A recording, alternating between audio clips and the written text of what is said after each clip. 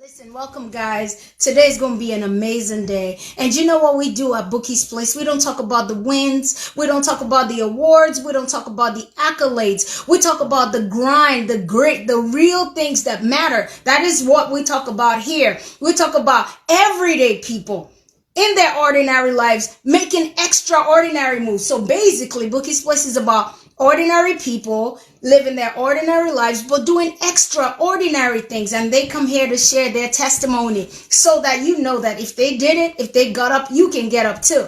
And today we have a really very special guest, Deyemi the Actor. And I'm just gonna call him so we jump into it because we have just an hour and we want to chop it up, chop it up. Ladies and gentlemen, give Deyemi a Bookie's Place welcome. Hey, How are hey, Vicky, how you? you doing? I am well. It I'm is so good to see you. Pleasure is mine. Man, we see you making moves. We're like, yo, just go where like on the sideline cheering. Thank you. Thanks a lot. Thanks a lot for How's everything. I mean, everything?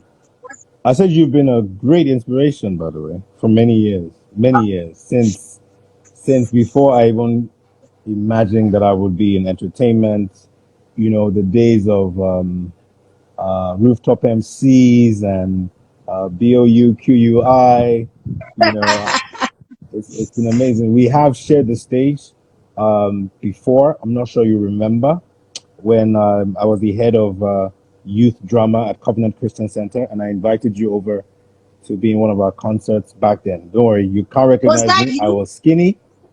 Yep, Wait, Danny, skinny, was no that you? beard. That was me. That was You me. never even told me, Danny. I told you I was gonna What? surprise you. What? I remember that call. I remember. Oh my gosh. It was, wait, what was the title of the concert? Extreme reaction. Yes. Oh my Yes, God. Wow, that's amazing. And we have a totally different life together, and you never mentioned it. totally different life. Totally different. I was waiting for today. Well, welcome to Bookie's Place. See, Thank Bookie's you. Place is not about the wins, it's not about the awards, it's about the grit, the grind, the things that make people, really take a licking and keep on ticking. These are the ingredients, these are the things that we make people see that, listen, man, if you don't go through the pain, you ain't never gonna get the game. So we bring people that have gone through it, and we start from the very beginning. You share your story, and we take it from there. Wow. How much time we got? Okay, okay. So, I mean, I was born into. My name is Deyemi Okanlawon. For those of you who don't know, I am. I'm many things. I'm many things. I'm right now expressing myself as an actor, as an Hmm. entrepreneur, as a producer, director, writer, as a father, as a husband, and many more really interesting stuff. I was born in Lagos, Nigeria. I've lived in Lagos, Nigeria my entire life. Oh, wow. And yes, I was born to a family of five kids, the second of five, which is a really unique position because I'm the second born, but the first male. And you know how, Okay. you know, Yeah. Yeah. Yeah. traditionally, Uh-huh. so it's a unique position where I don't have the full power of the firstborn, but then there's a measure of responsibility as the first son. Responsibility. Mm-hmm. Yes, and I kind of grew up in that life. My mother, a baker, a company called Baker's World, if you've heard about it. But somebody Mm-hmm. just said Wait, Princess Cupcake and wait, engineer. wait. Your mom owns Baker's World. Yes, my mom owns Baker's World. What, dear me? I should have been collecting free cake now. And Wow. someone just said Princess Cupcake. That was a that's a story right there. There was, well, I'll tell you the whole story. And then my Okay. father was an engineer. I ended Mm-hmm. up studying engineering at the University of Lagos. But Mm-hmm. before that, from primary school, I've been doing some acting, in all doing primary school acting, all the stage plays, Christmas plays, and stuff. And then eventually, in university, I joined a fellowship on campus, and the first department that I was drawn to was the drama department. Mm-hmm. When I graduated from school, I joined a church called Covenant Christian Center. And one day, having gotten tired of fellowship The things, usual way, yeah. I just wanted to be in a church and be quiet. Next thing I heard, Pastor Podre had sent for me. I'm like, this man comes and tells me that God has told him show my lead prayer unit or something, that I'll just leave the church. So he comes and he has a meeting, asks for a meeting. I go to the meeting, and then he goes, "Hey, that he's been trying to have a youth concert and he wants me to be involved. That is this something that I could do?" I'm like, "Oh, okay. Yep, that's fun. That sounds like that's not spiritual. That's not." It Mm-hmm, turns out mm-hmm. the guy, It's the, fancy turns now. out the guy, turns out the guy set me up. That was the most spiritual thing I've done in my entire life. So I became the head of that unit, Extreme Reaction, which was the concert I Mm-hmm. invited you to. Um, and then I was also a part of the more senior drama group in church called Snapshots. And those two platforms those were the places I actually got training in acting and maybe sometimes writing and directing. Mm. Yeah, so that was essentially it for me. Today, all the while I was doing this in church, I was working a 9 to 5, running my business at some point, quit my business, running 9 to 5, I kept doing other things until one day an opportunity came. Someone asked me, what else do you do apart from this? And I said, I would love to act. I act in church. And he goes, oh, there's an audition coming up sometime. Would you like to go? And I, okay, fine. Went to the audition, got 2 roles from one audition. Mm. Wow. Still working for a few years up until 2013 when I I was led to quit Word my job. MC is saying hi. Word MC is in the building. Hey, Word Word MC. MC, our industry gurus. I know Sensi um, Uche is also online. Yeah. hey, that's my homeboy. That's my homeboy right there. Anyway, so Yeah. it turns out that 2013 I quit my job as the head of marketing for one of the top 5 e-commerce companies in Nigeria to act. Mm-hmm. I didn't even know what I was doing. Like it just felt like I felt very strongly about it, and I did it. It was a huge risk, and I thought it was going to be for 1 year, just scratch an itch and then go back to work. That was 7 years ago, and Wow. yeah, it's been a long ride. Wow. Wow. So here we like to hear the grit and the grind. The things that The told greater. you, because there's so many people here that the lockdown, especially the lockdown, has made them realize because their identities for so long are tied to like banker, singer, this and all that. And so overnight it's ripped from them. They don't have a face. They're walking faceless in a crowd. They don't even know where they belong. So we just give them practical tools to get up from where they are. So right now I want you to tell us the time that you decided to really take this on and the closed doors you faced, how you dealt with the closed doors, how you persevered. Because you see, I can fight you, Deyemi. I can fight you and say, hey, man, don't say that to me. But what do I do to the voice in my head? What do I do Right. to the voice that's telling me I am not enough? I am inadequate. How do I deal with that? So those are the things we want to talk about. Okay, so my this, for in that case, the story doesn't start from acting. I probably wouldn't even have ventured into acting if certain things hadn't happened in my life much earlier on. I think Mm. I was in my coming of age years when my father upped and left the family, and it was a time when I think I needed a male Figure. influence the most. I had just gotten into University of Lagos, and I was pretty young. I was 16. I was studying chemical engineering, primarily because my father is an engineer, and the person who, his name, we share the same name. So you can imagine how my identity was strongly tied to that of my father. which is why none of my boys are named after me, by the way. Um, and it was so strongly tied to my father that I felt so brokenhearted, and everything in my life shut down. It is now that I can look back and call it depression. I had no words for it. I was just in this very lethargic, didn't care about anything, wasn't going to school, was just laying about, couldn't study, had a mental block for years. So my first 2 years in uni, flunked most of my classes except the very physical ones. So things like drawing, technical drawing, woodwork, things like that, I would smash and get an A. And then other things that require practice and study and persistence, like math, engineering math, and stuff like that, and organic and inorganic chemistry, I flunked terribly. Organic chemistry. Oh gosh, I did that too. And I remember that at some point, I remember clearly just getting to a point where things had gotten so bad, so dark. I went to, if you know Unilag very well, there's a medical center, has a field. And I knelt down on the field of medical center in the middle of the night and I screamed.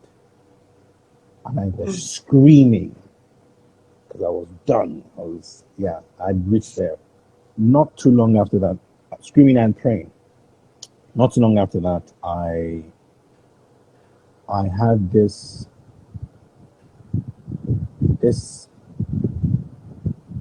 I don't know what it was. I just felt some kind of peace. I started meeting the right people, started studying again. Of course, because I was flunking, I had gotten warned by the school that I would have to withdraw from my course of study. So I started reading even harder. I went to my course advisor, went to my head of department. They said all you had to do was to make a semester GPA of 1.0. I'm going to go really fast so that we can run through this. 1.0. That shows you how bad my GP was. All I had to do was have a semester GPA of 1.0 and I was in the clear. So I started reading.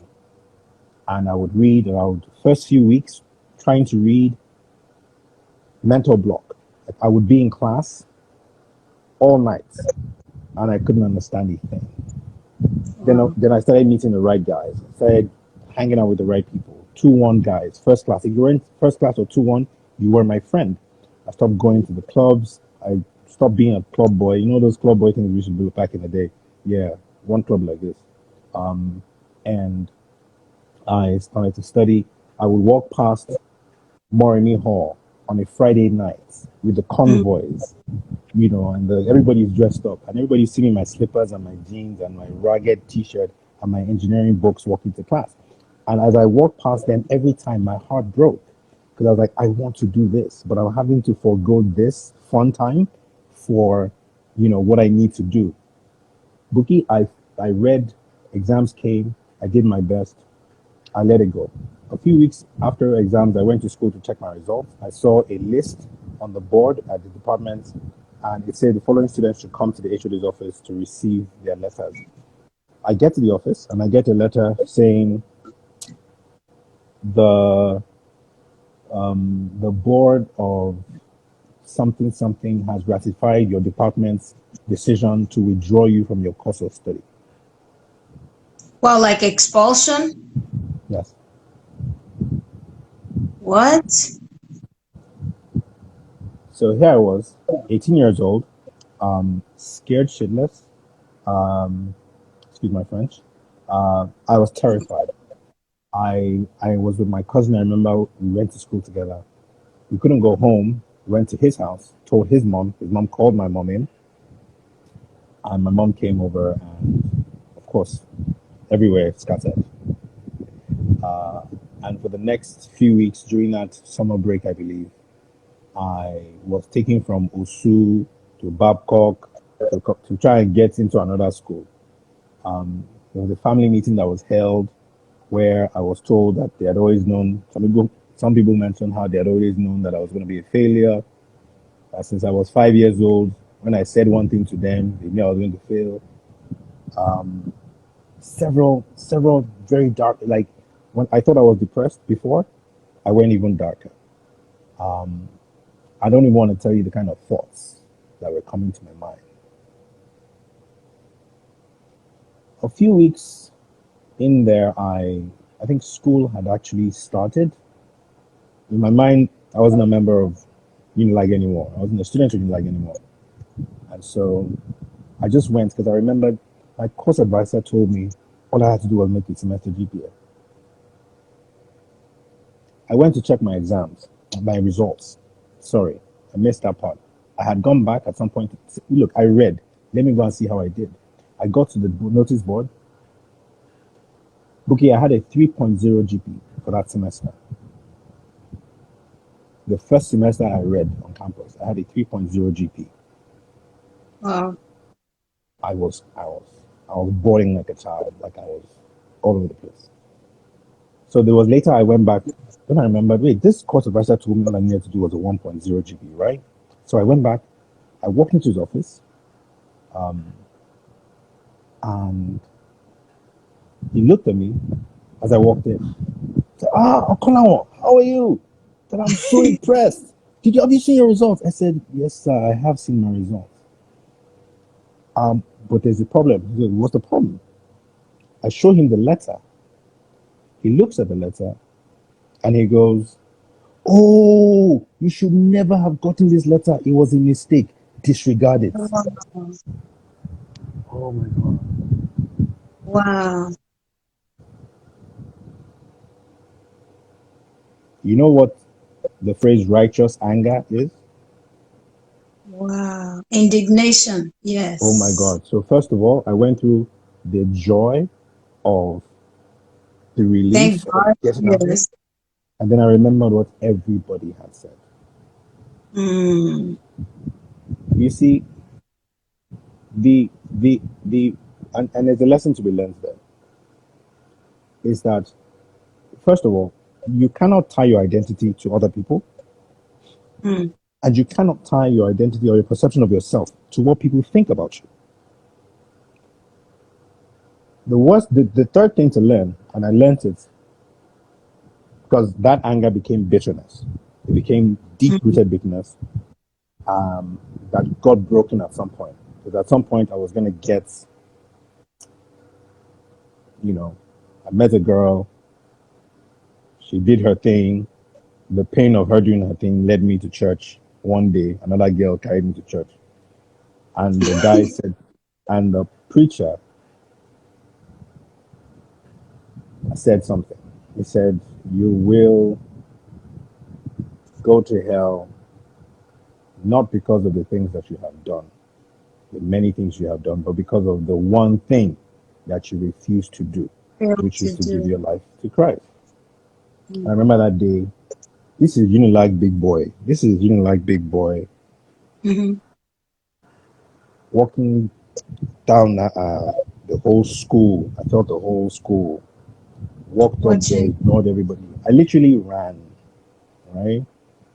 And I knelt down. And for the first time in many, many, many years, my heart was light, you know, and and I felt free. I felt like change, like a real heavy weight had been taken off me. So that depression that I've been talking about was lifted. And people were telling me for weeks after that that for the first time they were seeing me smile. I'll be Mm. walking down the road, the streets, walking down from class or wherever, and I was smiling, and I was just looking. I was like, and I learned to smile, and that was really that was a turning point for me because Mm. of the things I mentioned, how you don't tie your identity. Now, also while I was in school, after all these experiences, I decided I needed to make some more money for myself. I needed to be a bit more independent. Again, because Mm. I learned that I couldn't really depend on people around me. So I took some of my mother's products, her bread and a cake. I started selling on campus. I'll remit Wow. cash to her. Wake up very early in the morning, get delivery of bread and cake, go round campus, sell bread and cake. Or when it's Valentine's, I start taking orders. I put up pictures of cakes, project them to the walls of the hostels. People come out and they take orders for cakes, and I learned how to make some money, and I started to really enjoy selling, you know. No matter how hard I read in Unilag, Mm. and my grades kept rising from semester to semester 3.0, 3.2, 3.4. My final semester GP was 4.0. Well, these are my semester GPs. My cumulative GP was dead. So I graduated from Unilag with a third class degree. And as I was leaving school, the fear of the unknown. I remember thinking, how am I going to live? All my friends are going to graduate. This is me after my extra years. My friends have graduated. Some are going to graduate and get jobs because they have 2-1 and 2-2. Third class, nobody ever mentions you when they're doing. And so I held on to sales and marketing. I realized that a lot of people didn't want to sell. So they were running away from sales. They tell you, oh, I'm not a marketer. I don't want to be in marketing department. So I decided if everybody is running away from this, perhaps if I run towards it, there will be space for me there. Mm. So, because everybody's running away. So I went in that direction. My mother hired me to work in a company. I was sales manager in a company for 2 years. And everything that I had done on campus, I started to do in about 6 campuses. They had never sold that many cakes since inception. Wow. Then, of course, family issues, because it wasn't just my mom that owned the company at that point. Eventually, I left the business, um, and I left home at the same time. I was angry, so again, righteous anger of righteous anger that I've suffered myself for no reason. So I packed my bags and I just walked out of the house. I walked out of the business, and I Where were remember you going to going? nowhere. I literally went to my friend's house. We had set up a meeting over a business idea that had come a few weeks before. I got there, we were brainstorming. Another friend came to visit. What are your bags doing here? I'm looking for a place to stay. Oh, come and stay at my place. I'm sure he thought it was like a 2 week thing. This Ajebota boy now, he will go home for a year and a half. A guy called Chimela Azurunwa. I'm not sure if you know him. Amazing photographer and now actor. He he housed me for. He literally fed me for a year and a half, and for that I'm forever grateful. And so this guy, yeah, so I left home and I was living with him. Now, my friends whose office I was sharing, he was staying in Shomolu. They live in Surulere. I had nothing. Even though I was earning 20,000 naira a month from Baker's World, I was saving 10,000 and putting it inside a mutual fund. So it's a mutual Mm-hmm. fund. So I had my money locked in there. So I didn't have any physical cash and I had nothing of my own. So for a year and a half, I would walk from Shomolu to Surulere because I couldn't afford bus. I couldn't afford to take Okada. I would walk day and night, like come rain, come sunshine. I remember one day I was walking and it started raining and it was pouring. And I'd gotten to crossing before you get to Empire from Jibo. There's a railway line that you have to cross to get to Empire Mm-hmm. from Jibo. And as I was approaching that side, a car just came and lifted. It didn't spray the water, it didn't splash the water. It lifted the water from the ground and dumped it on my head. You know those Yoruba films where you just have flashback. You ah, aye me me bami. That was how I understand what that thing means. That's how I felt. I just waterworks. God, how did I get here? Why am I so? Then I would hear a voice saying, you're gonna get out of this. Then I'll start laughing. Then I'll start crying and I'll be walking to Sule. And I started crying. I started laughing. It was raining and I was crying and I was laughing. And I thought I was going mad. Mm. When I get to my friend's office, I'm laughing. He's upstairs at home because it's his my father's house. And the office was downstairs, BQ. Took off my shirt and I just started praising God. I started praising God. This is me many nights not knowing what the future held in my friend's house, the photographer, and I'll be listening to music by T.Y. Bello. by some other gospel artists, and I'll be dancing in the middle of the night, dancing. And of course, the tears will be there because you're afraid and you don't know what's going to happen. And then you'll end up dancing and you're shouting, "The land is green, it's green." And the land was not green. Do you understand? You know, Mm. but I just kept pushing. And then I would do concerts based on those nights. So I would now do stuff that is themed on the land is green and it will be a hit. And then I'll do other concerts and I'll invite rooftop MCs, and different things were going on. So there were things that were going on fine, but obviously there were things that and nobody knew. I did not have this conversation with anybody in my church. Everybody thought everything was cool. Mm. And I think I remember that by 2007, okay, that's when I started the business Quick Links with my friends. I quit Quick Links 2008. Bishop Oyedepo had come for something called the platform. And I remember that day very vividly when he said that he released the blessing, and he explained what the blessing is. And I accepted it. I received it. It was October 1, 2008. And I received it. And things started to happen because I believe that whenever good things are going to happen, something is going to shake. There needs to be a rearrangement. You see that when there is darkness hovering, when the darkness over the face of the deep, that the Spirit of God begins to hover over your life, there is chaos going on. Anytime that there's chaos, just know that the Spirit of God is hovering over that time. He's about to birth something in your life. So Mm. things started to happen. I knew something was coming. I didn't know what it was.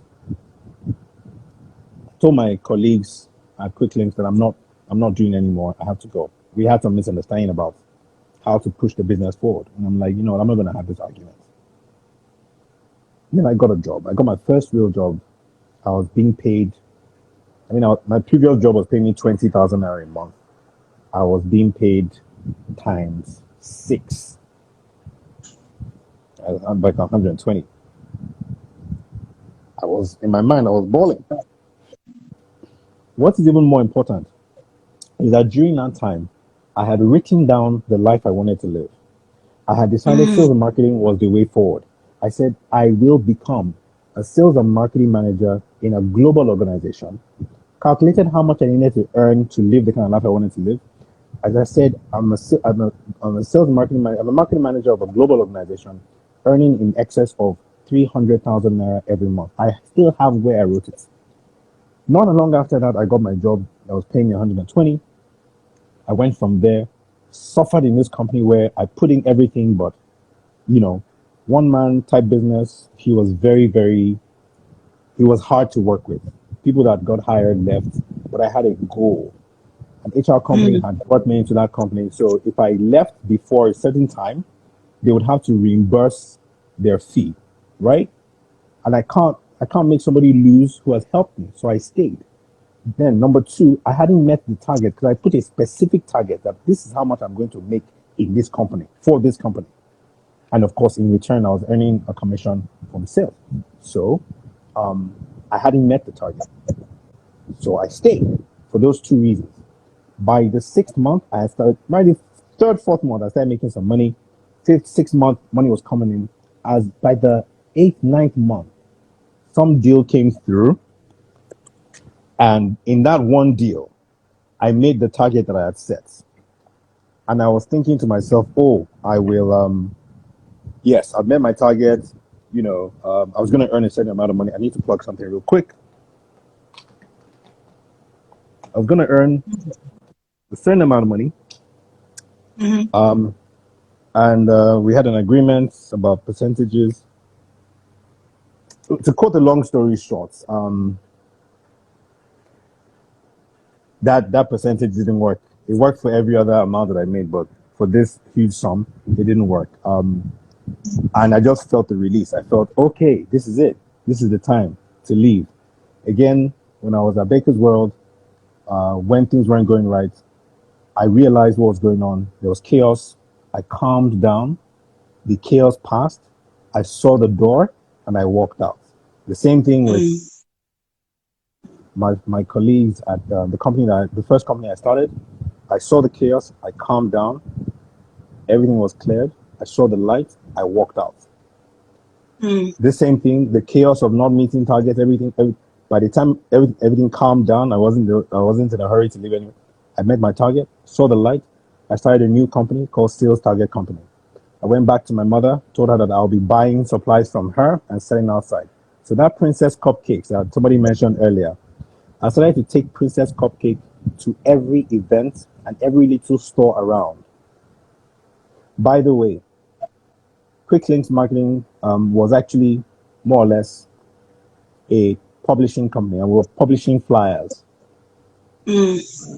So from 2007 to 2000 and middle of 2007 to 2009, my job, whenever I walked from Shomolu to Surulere, what I was going to do was go and pick up flyers and go and distribute on the streets of Lagos.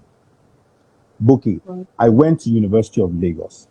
Most of my mates have cars from their fathers, mostly. Others probably bought by themselves, I don't know. But these are the people that would drive past,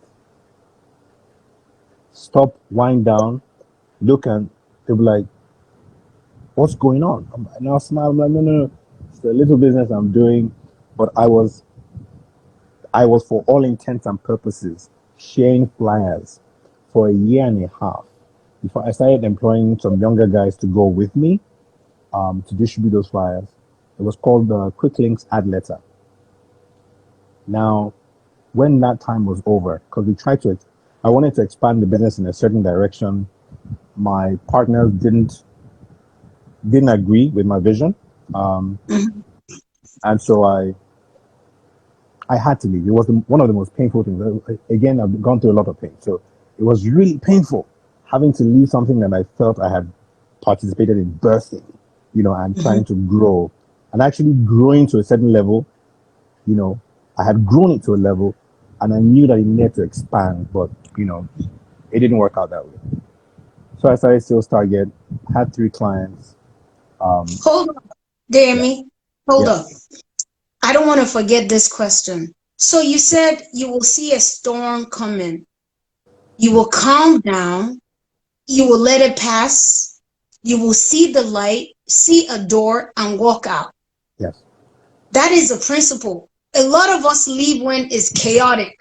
I'm You done, never, right? Not yet. I'm no, no, good. no, You no. know, and then So you never how live in did you anger. form that? How did you form that habit?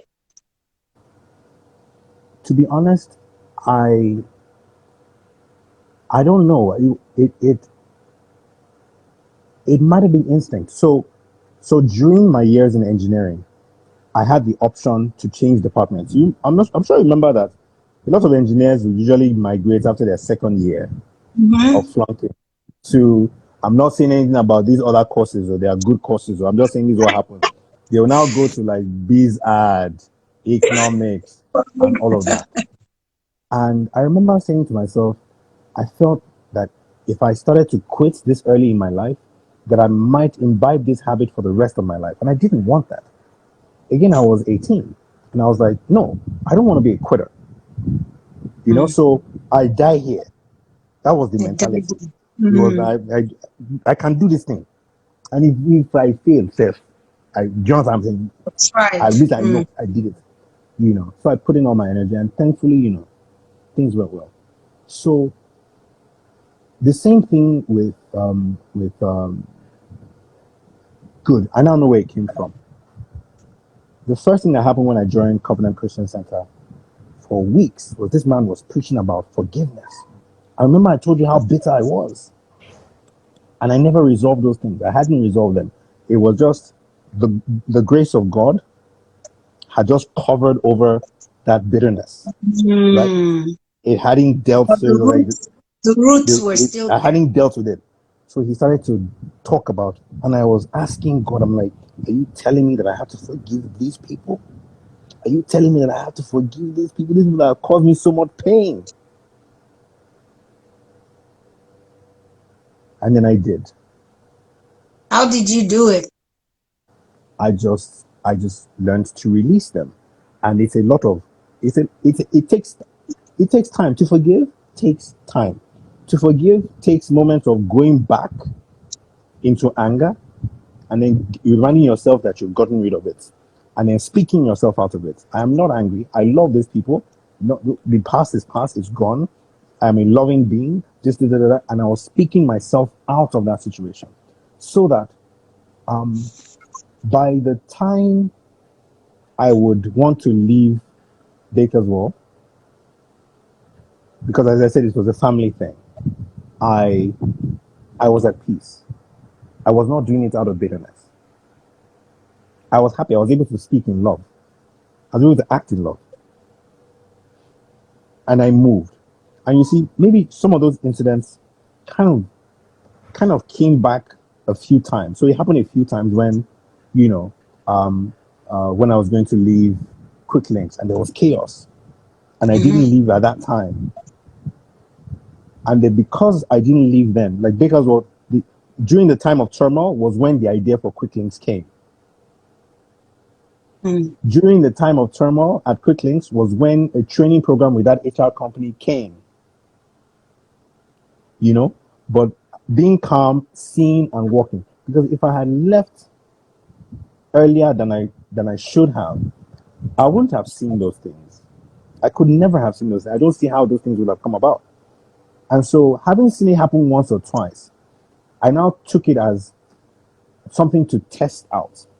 So I could, and I always test things out. So I'll test it out in another scenario. Okay, this thing is annoying me. I choose not to get upset. I don't take decisions, don't take action. I wait it out. Then I see something positive come out of it. As a matter of fact, I got to a point where I usually get to a point where I'm like, thank God this bad thing happened. In hindsight. In hindsight, for me to have gone in this direction. I remember speaking somewhere at an event and I said, you know, intuitively, this happened. Subconsciously, literally just came out of my mouth. And I said, you know, guys, I thank God I finished with a third class. And I heard that thing come out from my mouth for the first time in my life. And I was like, I actually am thankful to God for the life that I live now. And I can't see how it could have happened if I didn't go through what I went through. And so that principle has stood. Where we were now at a place called Sales Target, where I had 3 clients that I was working with. I ran the business till the end of 2010. It was about the same time I did my first audition. Now, someone had seen the flyer business, which was really a classifieds business. I had tried to get my partners to start an online version of it. That was where some of the issues were. A company had come to Nigeria to establish the online version of what we were doing and then hired me in December of 2010 to come and head one of the categories of that classifieds, and it was a strange moment for me, but they hired me and I was getting closer to that financial goal that I had set. Remember the goal that I had set? And I got hired and I was offered a job of category manager at a company called Gilfish, where I was earning exactly 330,000 naira. Remember What that I you had have asked written down. for 300, in excess of 300,000. So I got that. A few years later, 2 years later, another company came and bought over this company I was working with. And there were two job positions that were opening up. One was for country manager, which I wanted so badly. I wanted to be the country manager, I wanted to be the country head. And then they called me for a meeting, some interviews. They called me for a meeting and they said to me, okay, Deyemi, we know that you make a great country manager, but we think that you would be best for this company as the head of marketing. Wow. You know, it was when they said it and offered me that job that I remembered those years ago when I had said that I was going to be the head of marketing of a global organization, earning in excess of 300. Oh, by now my salary was much, much more than that amount. And all of this is coming out of a period of darkness. How did acting come about? I was at work. I was doing my best. I was Mm. advising on how to do things. Again, sometimes I look back and I'm realizing now that leadership, communication skills, and a few other people skills I needed to learn. But Mm. that my heart was in a good place to say, this is what's going to move the business forward. Let's do this. And there was pushback from other people. And then things were starting to get chaotic. Things were starting to get chaotic. I'm like, what's going on? Things were getting chaotic. And at that moment, I realized, oh, we're back. Chaos time. You And calm down. and and as I was sitting on my table, on my desk as my marketing, I started getting offers to be in different projects, film projects. So I'll take up a short film. I would do a web series, Giddy Up, that blew up out of proportion. I was in my office when people started calling me celebrity. I was in my office where I started getting nominations. I was still looking at Minda Ikeji and all these other platforms and seeing people that I knew and looking at them as stars. I'm like, wow, these guys are living the life. Also, KJ, my boy from uni, he's getting all these awards. Man, I would love to live that life. And then after all that chaos, I refused to resign. I refused to just throw in the towel and walk away. Everything calmed down. Look, I decided to do exactly what I was being asked to do by the headquarters, telling me how to do stuff for Nigeria, Igbo way. I said, okay. Very calmly, I created I put down the most beautiful on paper marketing plan I've ever done till date, based on the instructions. And I submitted this thing in peace. As I received approval, they said, fine, this is after many versions that of my own idea that didn't happen. I calmed down, I did it the way they wanted, I accepted it, and I submitted it. And they sent an email approving this marketing plan. And I replied to the email with my resignation letter. Wow.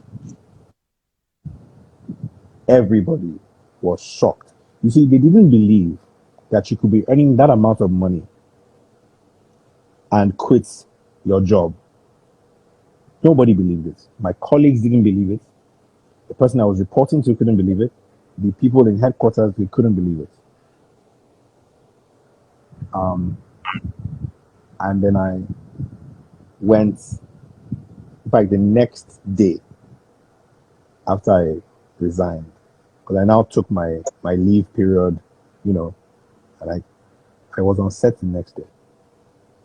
I Wow. was on a film set the next day.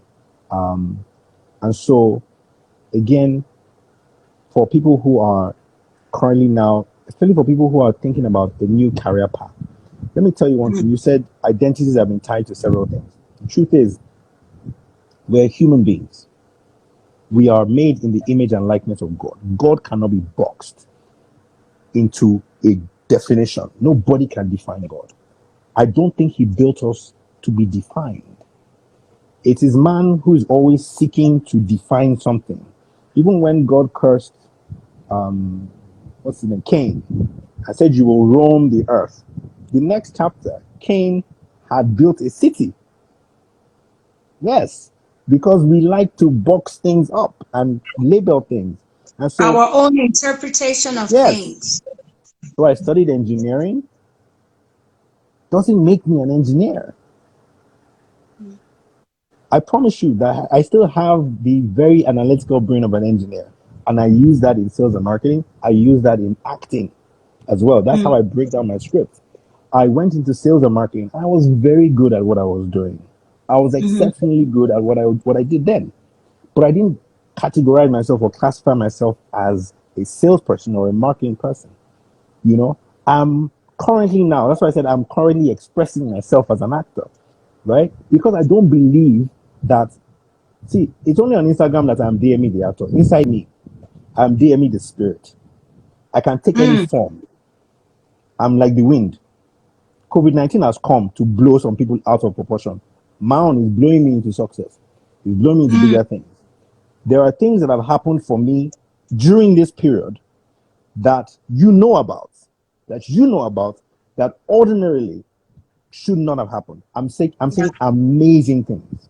Amazing things. I'm the one who, so first of all, I earn as an actor, but that's been shut down now. Nobody's filming.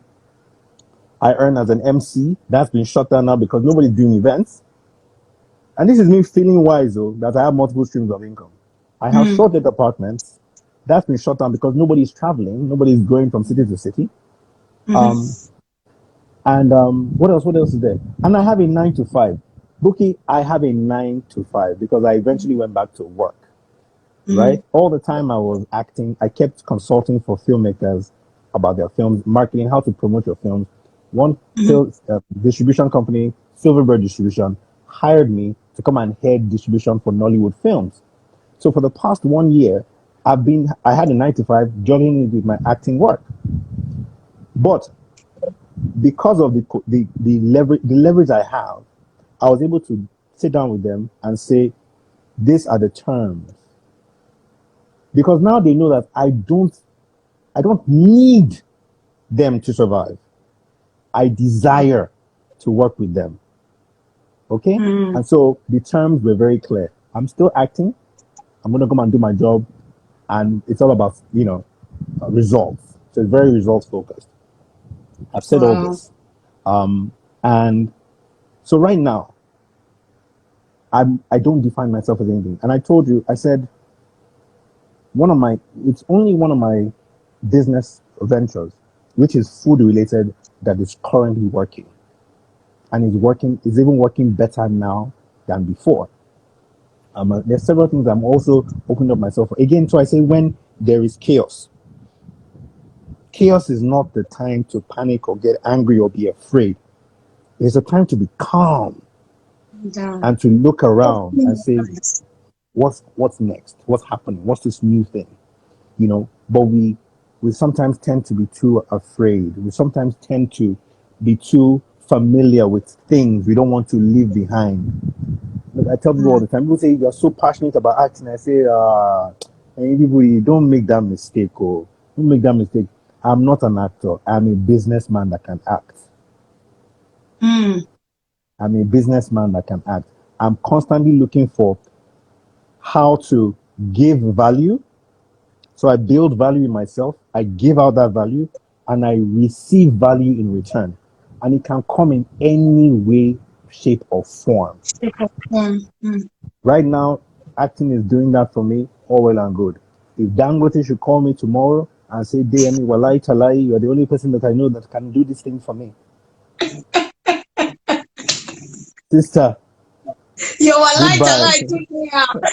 You will just see Deyemi the Dangote's PA.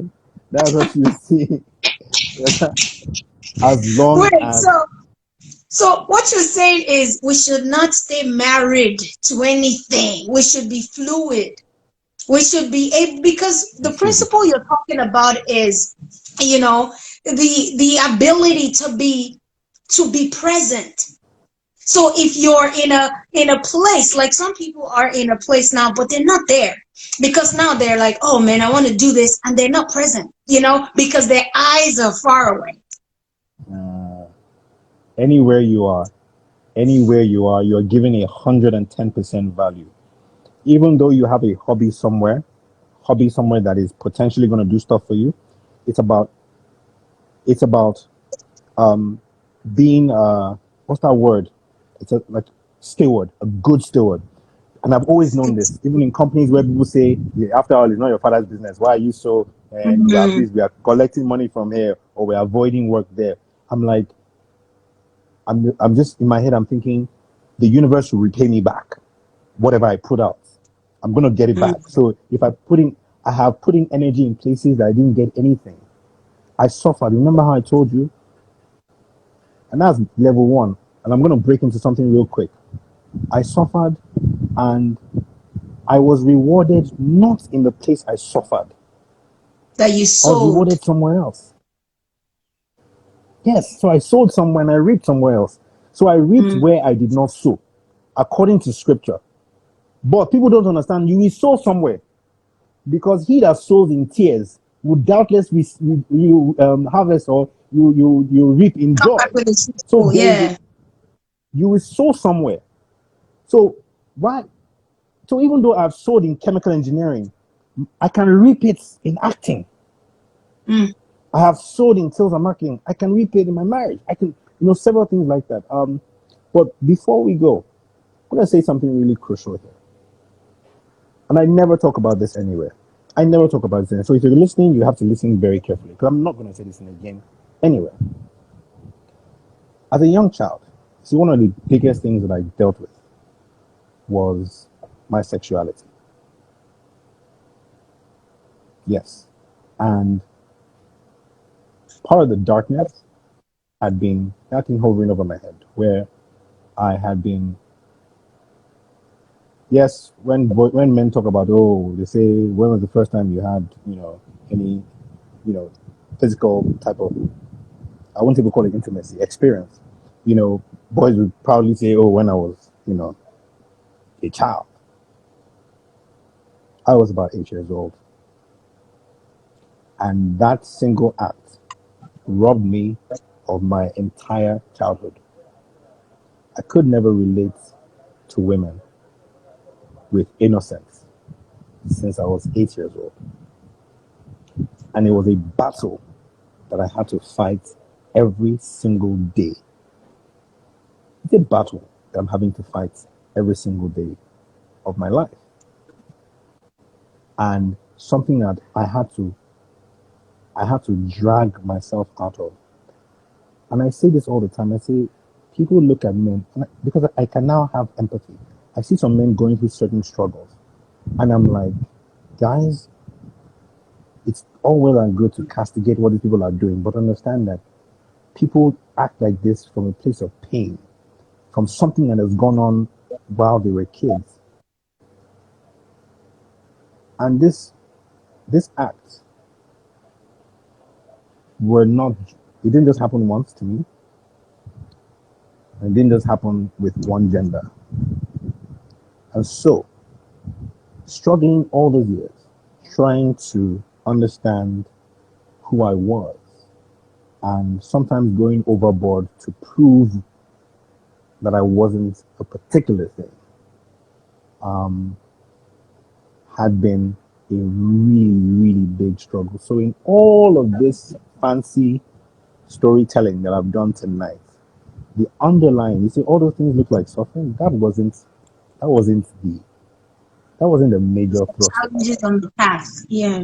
The underlying darkness was the struggle with my identity as a man, understanding what it meant to be a man, understanding my purpose as a man.